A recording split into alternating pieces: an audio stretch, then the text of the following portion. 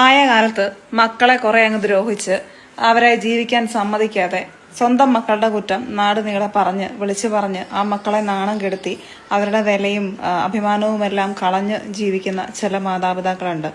കുറെ കഴിഞ്ഞിട്ട് ഇവർ തന്നെ എല്ലാവരോടും പരാതി പറയും, അവരെന്നെ വിളിക്കുന്നില്ല, എന്നോട് മിണ്ടുന്നില്ല, എന്നോട് പറയുന്നില്ല എന്നൊക്കെ പറഞ്ഞിട്ട്.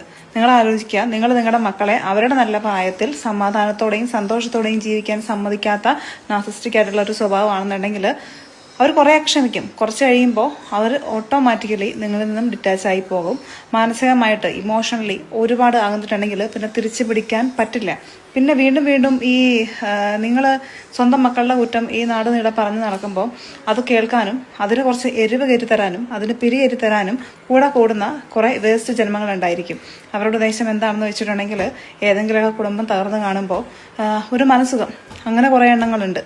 അപ്പോൾ ഇങ്ങനെ അത് ഇവർക്ക് സ്വന്തം കുടുംബം